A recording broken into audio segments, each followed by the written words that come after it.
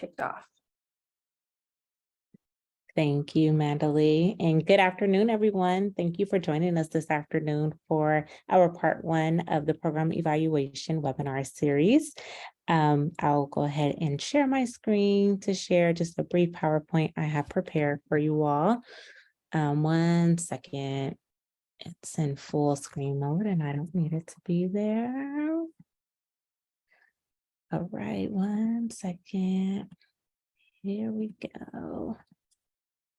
All right, so now you should be seeing my PowerPoint. Is everyone seeing it?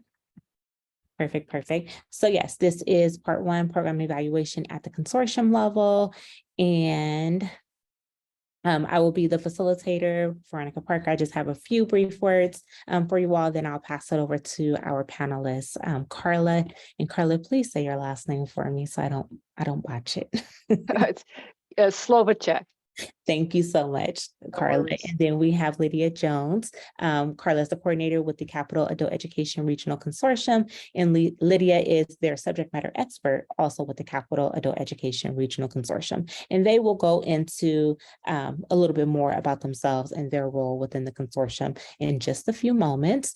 But before we get started, I do have a question for you all. I always like to start our webinars with a pondering question, kind of sets the tone as well as the context for the experience we'll have this afternoon. And so my question to you all is, how does your consortium evaluate program data at the consortium level? So do you all come together, let's say with a data work group? Are there certain individuals that are assigned to maybe examine data for all of the agencies within the consortium? How does the consortium evaluate program data? So you can use the chat, or if you'd like to come off mute, I welcome you to do that as well. We are a pretty small group this afternoon, so there's definitely an opportunity for you to come off mute without being a huge disruption. So anyone would like to share? I'm not seeing anything in the chat just now. Michelle from the Sierra Joint Consortium, they hold monthly meetings. And Michelle, who's a part of those monthly meetings? It's it's easier. I see it now. All of the data registers from all the schools. So that consists of Placer School for Adults, Roseville Adult School, Nevada Adult Education, and Tahoe Truckee Adult Education. And the data registers all come into one location and share the data and best practices to keep us informed and see what people may or may not be doing. And we're just working on how we're going to look at that data to establish whether or not a school is using their funding to serve the students that really need to be served. So we're just starting to look at that. Okay. And then we have one of our principals who oversees that data team meeting. Okay, perfect. Thank you so much for sharing. And then Dana says that they have a data group, and their voting members also take a look at the data periodically. And Dana, who's involved in your data group? And you can come off mute or you can type in the chat. Yeah. Hi, let me see if I can get, okay. Our data group is at least one member from, or at least one person from each of the member institutions. It's usually the main person that deals with the data reporting and that sort of thing. We do invite other people if they have something to add or would like to come, but that group meets at least quarterly, and we really dive into the data and get messy with it and report back to the executive committee any observations or, things. It's really a great group. They share best practices, and then they also support the 3-year plan, the annual plans, all that sort of thing. Okay, wonderful. Thank you so much for sharing. Sure. And then we have Jamie. She says, honestly, we are learning to do it better as data becomes more important. Currently, our consortium outreach person and I work together to review consortium-wide data from many different perspectives. Okay, and Diana says, recommended data team meetings and share outcomes, challenges, questions about data. Thank you so much, Diana, for sharing. And then Anna says the NAAEC has a data task force representing 8 of their 9 members to review and validate the data as well. And then Yvonne says they've started something new this year. He's working with directors individually and doing a progress report for them. These reports focus on their fiscal performance and a series of performance measures. Dana agrees with Diana's comment, and Rick says their consortium, which is the South Bay Consortium, they have quarterly data study sessions with administrators / steering committee members and their data system users where they look at member enrollment data. They also have started annual goal setting meetings individually with their members.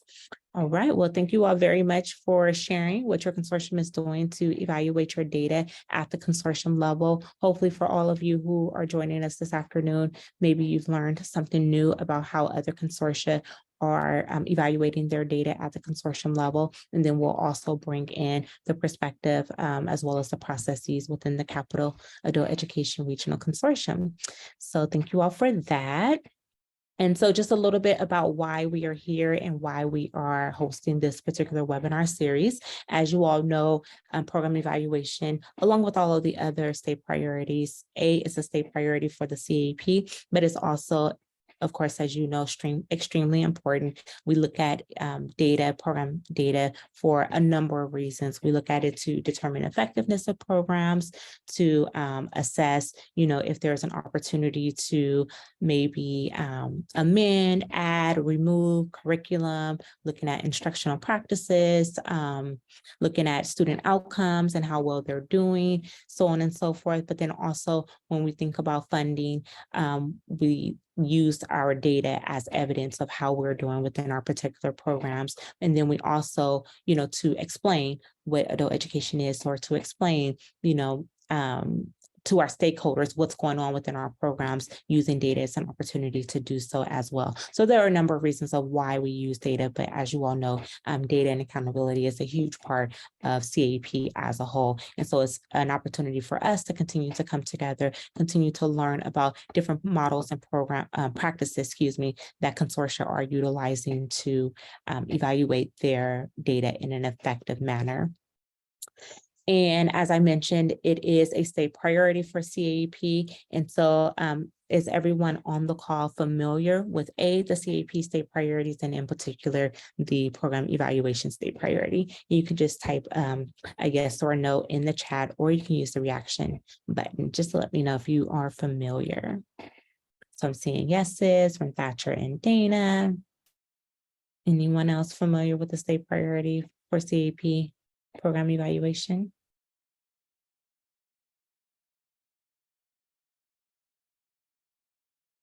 Okay, not seeing anything else in the chat, but hopefully everyone is familiar with the CAP state priority program evaluation. And so here is the priority defined as part of the statewide priority document. And so for program evaluation, it's an ongoing assessment of programs. Ongoing assessment of programs is at the core of building stronger and relevant consortia and agencies. And so programs aligned to this particular area could focus on using data to inform consortia annual and 3-year planning, programming and instruction, evaluation design, or engaging stakeholders in the evaluation process.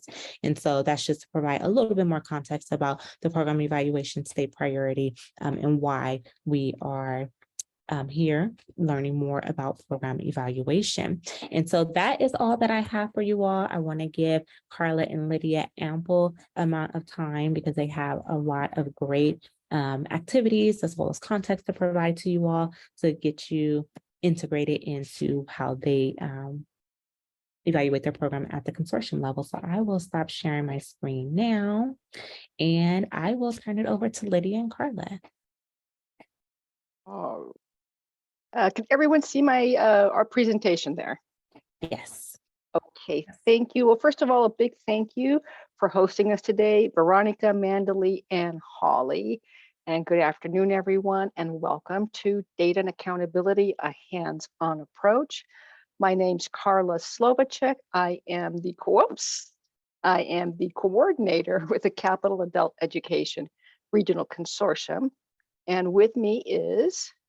I'm Lydia Jones. I'm the subject matter expert for CARIC, and I'm also an assessment technician for the Grossmont Union High School District down south. So this session is a hands-on activity, and it's going to take you through a couple different student scenarios to identify and track student data, starting at the update record and then ending on the CAPE summary table. The goal is to connect information about students as they move through adult education from ESL and ABE through ASE and CTE to college or the workforce. You guys will work in groups to complete an adult education student update record utilizing resources such as the data dictionary, specifically the update record section, and then following the student data across, up and down the CAPE summary table. And we will share the benefits of CARIC's monthly data work group. We'll walk you through a hands-on activity that enables a better understanding of outcomes data reporting, and we will share some of our consortium's data resources. So our agenda for today includes a brief introduction to CARIC. We'll describe the data and accountability work group and what a typical meeting looks like. And then we'll spend the bulk of our time on the hands-on activity tracking student data. And hopefully we'll have some time at the end there to answer some of your questions. So the Capital Adult Education Regional Consortium, or CARIC, spans 4 counties, including Yolo, Sacramento, El Dorado, and Amador. The consortium is comprised of 13 members, which include both rural and urban K-12 school districts, 2 county offices of education, and the Los Rios Community College District. The CARIC Data and Accountability Work Group takes a all-stakeholder approach where we have the CARIC members, the data partners, and CARIC itself, whether it's the data coordinator, subject matter expert, fiscal coordinator, admin assistant, the data managers, the admin support staff, teachers. Everybody is invited to these accountability work groups and has a say and a voice in what's happening in these work groups. So the CARIC Data and Accountability Work Group meets monthly for 2-hour sessions. We typically take the months of June through August off, then reconvene in September of the new program year. Our typical agendas include a review of due dates and deliverables and announcements. We have a demonstration or a presentation by either Lydia Jones, CASAS, or ASAP, or some combination of those partners. We always have a hands-on activity, such as a quarterly DIR report analysis, right before the due date, right? Or we do intake update scenarios like the one that we're going to do today with you all. Each month, we allot time for open discussion where we can troubleshoot issues, share concerns, challenges, successes, and get the discussion going. And probably that is one of the most important and beneficial parts of the work group, is talking about data. So our hands-on activity for today comes in 2 parts. So for part 1, we're going to share some resources for you. We're going to describe how you use those resources. Then we're going to put you into breakout rooms where you'll complete a student update. When you're done with that update, we're going to come back into the main room. Then we're going to share a couple more resources, demonstrate how you'll use those, and complete how you'll track the data on the summary table, and put you back into those same breakout rooms with the same group of people you were working with. When it's all said and done, we're going to reconvene in the main room to share and talk about the process and share our results with each other. So let's talk about some of these resources. So we're going to access the resources from a Google folder, the student scenarios, of course, the update record section of the data dictionary, attachment S, the services definitions, and then we're going to ask you to download the fillable PDF, the update record handout from the chat box that Mandalee or Veronica or Holly will be dropping into the chat. And then once you've downloaded them, you'll be able to access them. Yes, so Holly popped in the part 1 resources. So if you could all ensure that you have access to the resources Lydia described. And then if we haven't yet, and there goes the handout record, the update record, I'm sorry. If you can please download that to your computer, it is a fillable PDF. If you don't have a working Acrobat reader to be able to access that fillable document, then I'm sure someone in your team, when you go into your rooms, will be able to do that, or you can always print that form out and mark it as you go along. So with that, I'll move on to the next slide. Lydia, you ready? Yeah. And then we have our student scenarios. The odd numbered breakout rooms will work with student number 1, and then the even number breakout rooms will be working with student number 2. Please carefully read the scenario assigned to your breakout rooms.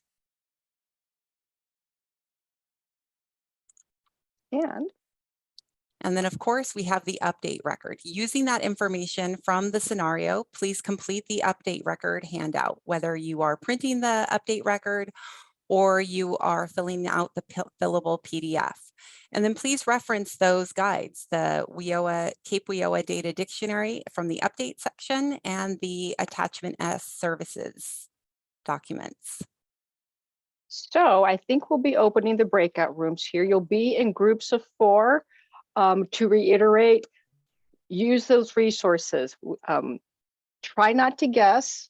You want to just look at what's out there, what's available to you, and complete your student update. It's 2 pages or 2 sides, so you'll have basically most of the sections of an update, a TE update on that fillable PDF, and breakout rooms, and you'll have approximately 15 minutes. We'll check in with you and see how you're all doing if you need just a little more time, but I think that should suffice. Before we move on, are there any questions?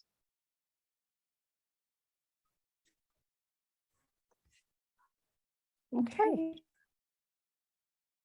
All right, I'll open up the breakout rooms. And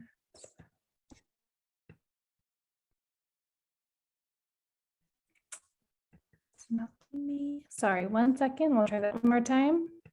So you want to work together There we as go. Mandalee's Everyone- going, work together and have some discussions. Oh, thank you.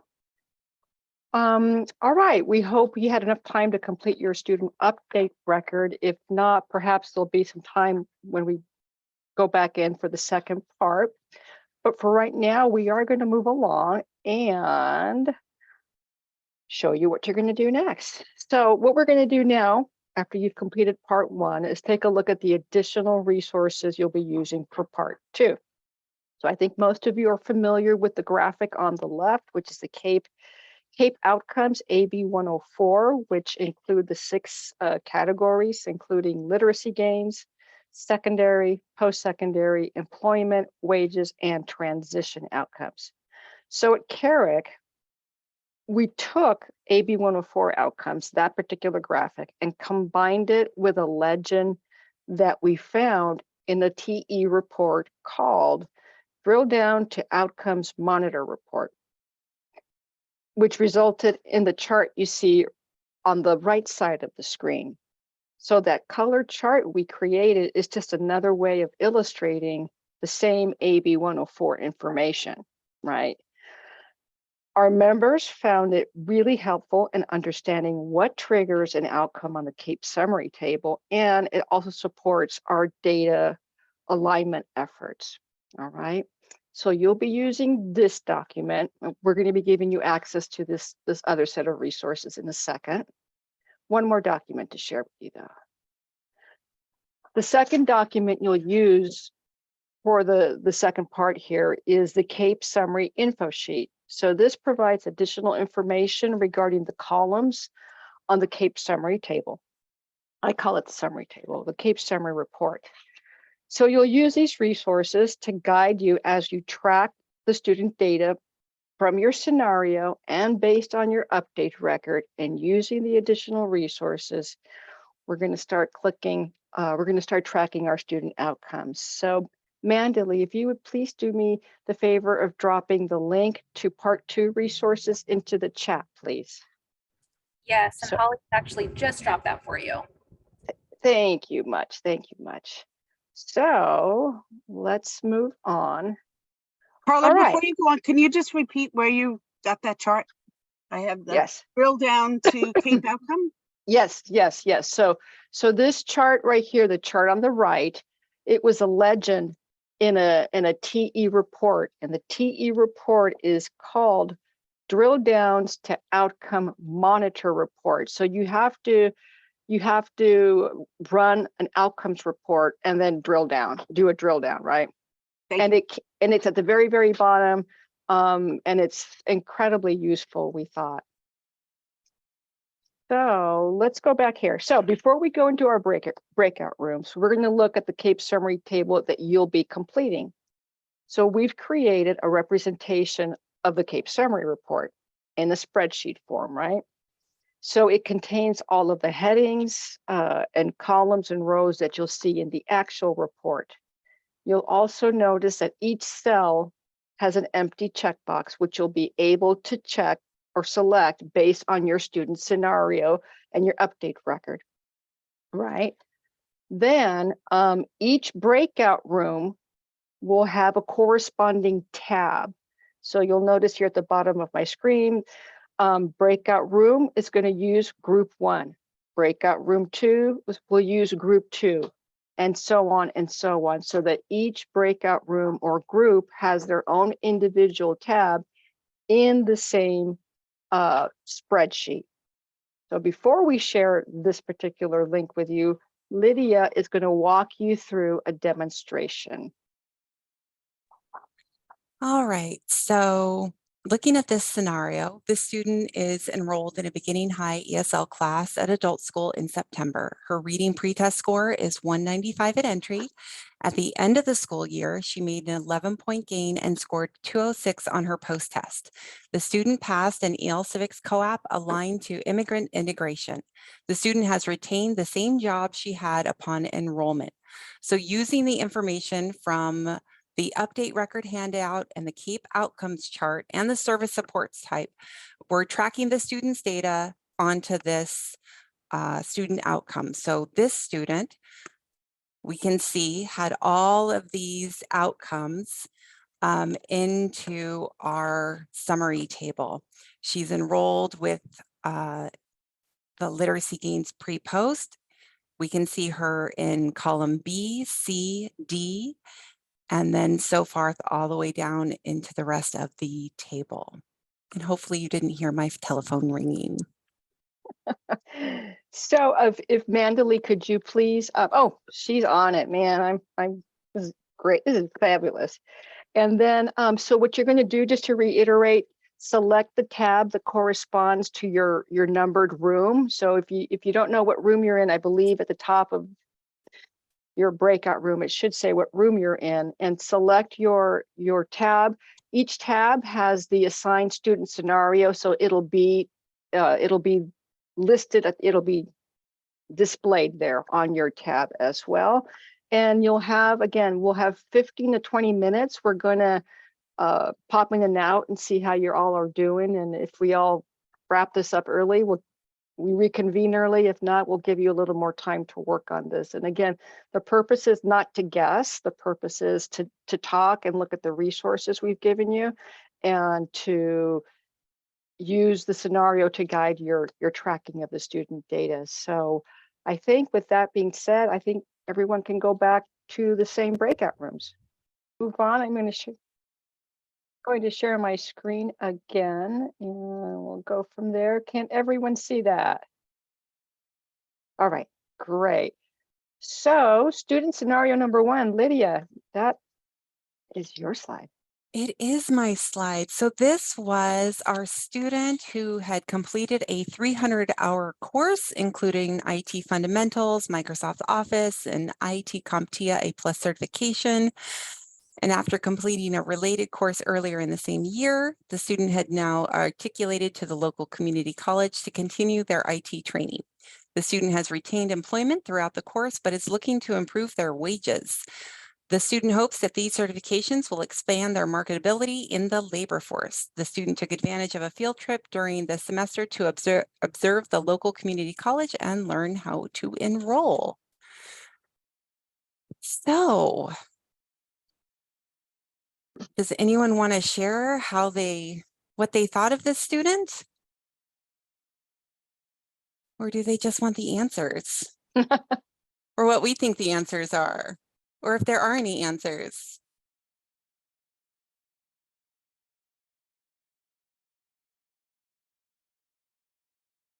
There you go.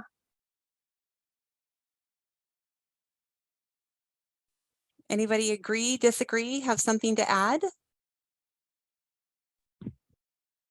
And I'm not the pro here, But but ESL. why would we do ESL? Yeah. Oh my goodness. Nice catch, Brenda. That was figure it, that's a typo. That should be CTE. Yes, big typo, guys. Thank you. So Oh, with your mind's eye, just move all yeah, that down yeah. to CTE. Oh my goodness, that's hilarious. Yeah, that should be there. Big typo. Okay, Let's but see all if the that'll boxes refresh. disappeared. Here we go. One more time with feeling. Boom. And There we go. That's I think for our group, we were questioning if it's only CTE or if it would go on the other two as well. The workforce and the pre-apprentice, like what's the difference between the three? So what is your reasoning for the pre-apprenticeship? Well, that was a question that we were having because none of us are pros in that area. So we were wondering the difference between the three. Mhm. Oh, that's a good question. So in the data dictionary on page 21, there is a definition. It starts at the bottom of 20, actually. And it goes into what the difference between all the different instructional programs are. And for career and technical education, it says a sequence of courses that directly relate to the preparation of individuals in paid or unpaid employment in current or emerging occupations requiring other than a baccalaureate or advanced degree. And then workforce readiness helps participants identify occupational goals and acquire skills necessary to obtain and keep job, which includes job seeking and jobs keeping skills, work habits training, career decision making, career assessment, job placement. So you can see that there's a difference between CTE and workforce readiness right there. And then pre-apprenticeship, which is down at the bottom, services and programs designed to prepare individuals to enter and succeed in registered apprenticeship programs. And then it goes into more detail. So that's when we dropped the update instructions, well, the update record guide in the chat. It really gives a plethora of information on all kinds of things related to the update record. So that would be the difference between those three program areas. Good question. And great question. And I've heard often mentioned on webinars that workforce prep, because yeah, we tend to think, okay, this is preparing us for the labor, for the workforce. And one easy way that helps me is that workforce prep typically tends not to be career specific or industry specific. So it's a broader, think of it, soft skills rather than certification or certified nursing assistant. So that helps. That particular way of describing workforce prep helps me separate it from a CTE class or an apprenticeship class, if that helps.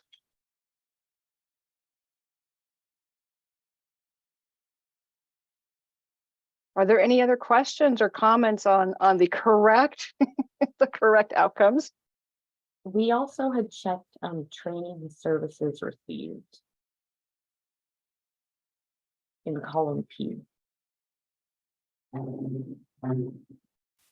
Okay, That's what- and why training?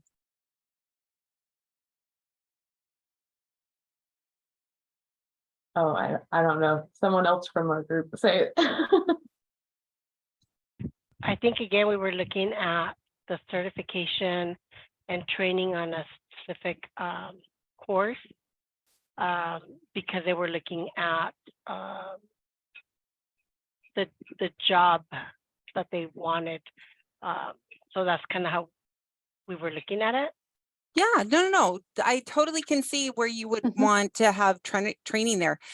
And that's where there's a lot of, so if we had added in something like a prerequisite in order to get into college, or then we could have added that, because the description of short-term services is phenomenal. They have really, CASAS and the CDE have really narrowed down what those definitions are. And so we were really intentional about adding in the student took advantage of a field trip opportunity, because that's where you get looped into post-secondary academic education, which is a transition service. So those definitions are so honed in on what each one represents, but I can absolutely see why you would think training services would be applicable.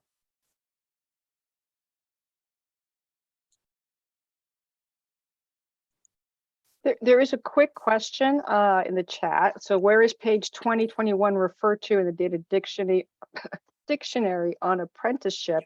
So in the shareable link with the PDF, the bottom of that page, of each page in that update section should be numbered beginning with number 19, I believe. So if you work your way over to page 2021, you'll see those definitions that Lydia was speaking to. Did that help, Lisa?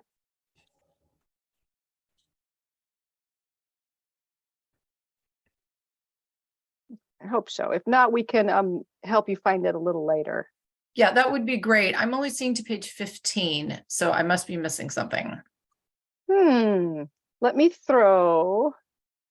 I can grab the link because I'm seeing it on the very bottom of page 21, Carla. Yeah, okay. Thank you, Mandalee. Appreciate that. Thanks. Any other comments about student one here and student one's outcomes?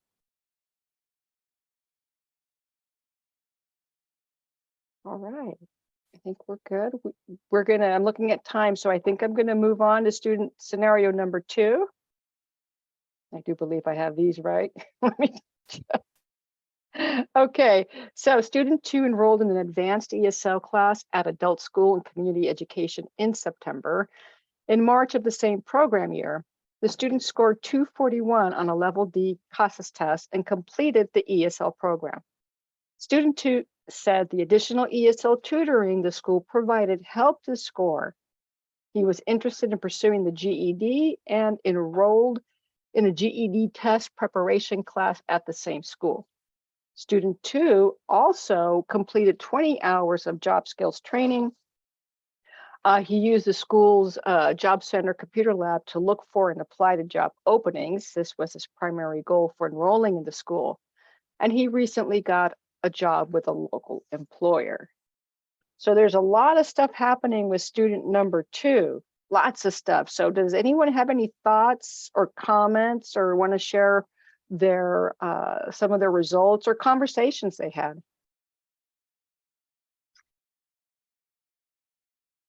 Or do we, as Lydia asked, or do we want to get right to the answers? Okay. So there was student 2, we were in a small, very small group that had student 2, and we had marked that he was an enrollee in, I'm assuming he, ESL, workforce prep. Why did I think of great. the third one? Oh, And excellent. CTE. But we didn't have pre and post or EFL gains achieved because we didn't see evidence of a pretest. Right. And then there was a lot of inference. We omitted some data. So I think we know that if you're enrolled in an adult CAPE program within ESL, you have to have a pretest. There's no, I mean, you need a pretest to get in. Right. So we had that, we set that up purposely like that. So there is a pretest, right? We know there's a post test. We know that's there. So we have to kind of infer the pretest happened at enrollment, which is why you'll see B, C, and D checked here. D, obviously C and D because the post test, and then the exiting advanced ESL at 241. Right. Right. So for that, and then of course he's going to show up in column E, right? He's has the pretest and the 12 hours. Other literacy gains. Does anyone want to ask about that?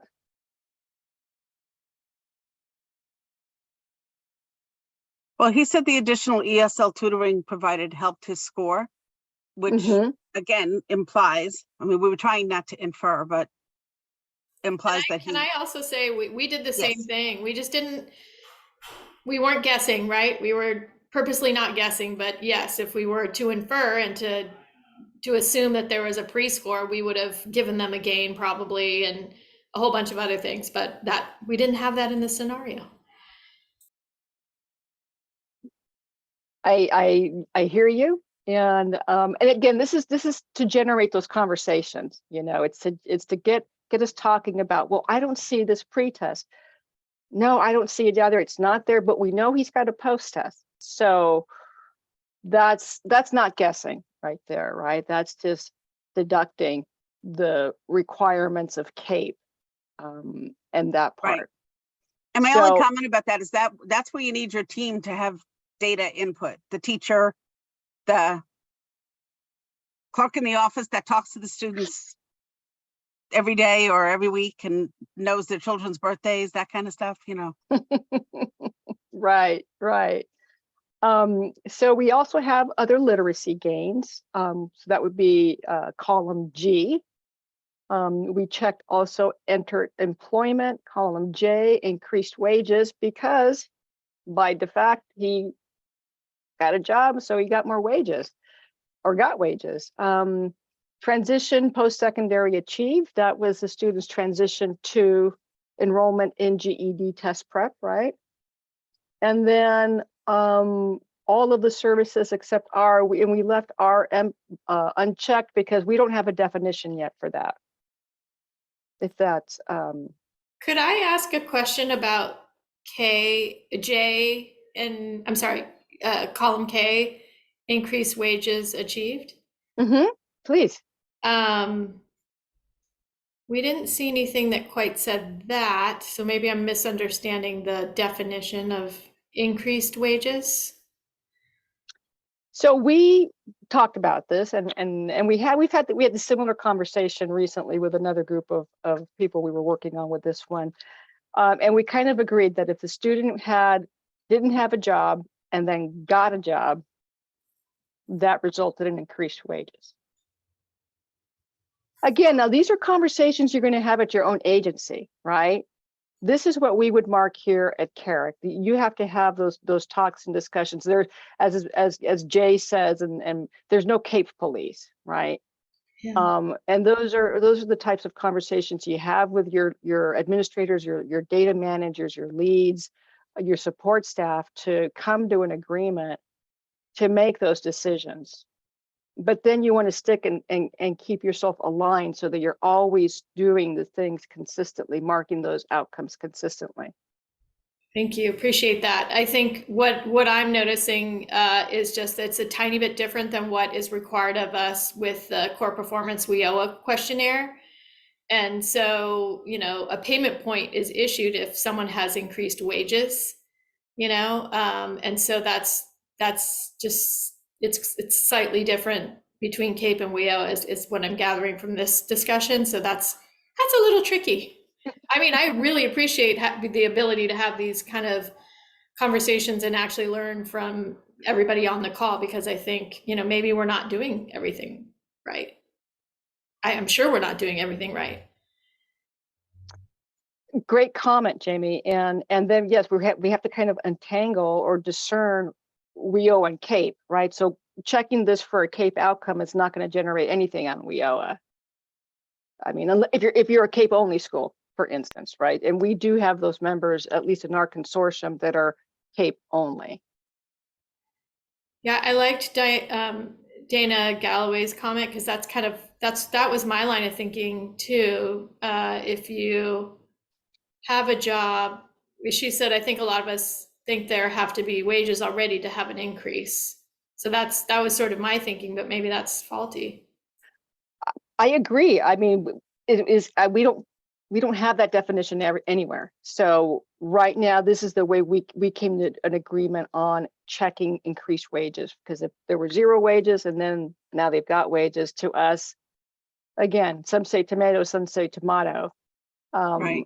And however, it would be helpful to have that clarified, right? Mhm. To get the document that says, no, increased wages means they have $10 a week, now they've got $20 a week, and which would help clarify. And we're getting close to time here. Are there any questions on services received?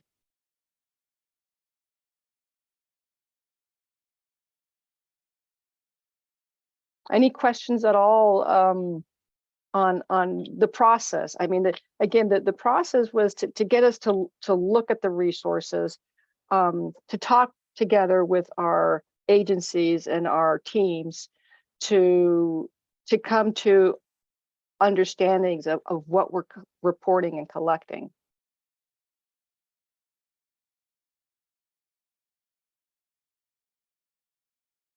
So really quick, so let's just assume the student number 2 here stayed in GED test prep, and it's the end of the year. What do you think you'd see?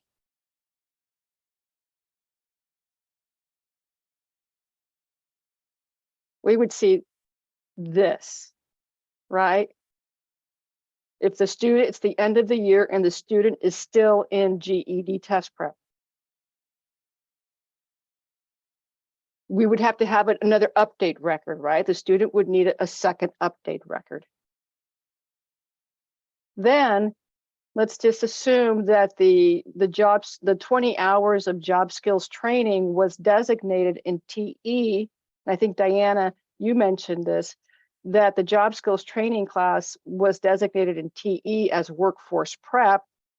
Then we would see yet another duplicated set of outcomes.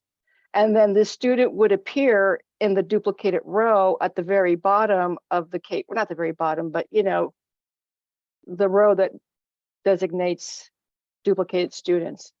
And so Lydia and I did go into TE Rolling Hills database and looked for duplicated students to ensure that those outcomes were coming out in the same places. So again, depending how many updates the student had, in this case, we're seeing 3 updates, when the updates are happening, and then how your agency is collecting the outcomes and reporting them.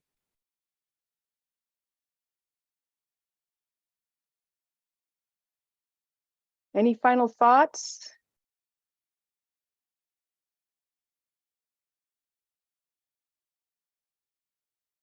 Lydia, any final thoughts from you? Just a big thank you for all of the lively conversations and participation from everyone. It was really great to see so much hands-on going into this. And thank you to the Cape TAP staff for all of their help as well. Well, thank you, Lydia, and thank you, Carla. Thank you for everyone for joining us during your lunch hour and then some to participate in this activity. We'd like to welcome, or rather invite you all back on the 8th for the PLC, which we will be hosting. I've just dropped it in the chat box again. So it's the link to register if you haven't already, June 8th, 12 to 1, along with the PLC Google form that we will be using, where you can pre-populate questions that you may have. We'd love to have you all back for additional conversation where we can gather and have that PLC discussion. And I think with that, unless there's any other closing words from Carla, Lydia, or Dr. Parker. No, I thank you, everyone, for joining us today and participating and juggling all those resources. It's fun. We like it. Yes, and Lisa says thank you for today. And then if we can share the differences between today's session and the PLC, and I'm happy to do that. So today's session was an informative, also activity session, just to kind of work through what that what the data evaluation portion looks like. And the PLC will be an opportunity for and correct me if I'm wrong, but will be an opportunity for everyone to come together and discuss possible their own barriers that they're running into, come up with different questions about data and see how other agencies and consortia are handling that, so we can all better improve our practices. Thank you. Okay, yeah, no problem. Any other questions we can answer? All right. Okay, well, I think that'll close us out. Thank you again, everyone. I hope you have a great rest of your Monday, and we will see you on Thursday. Bye.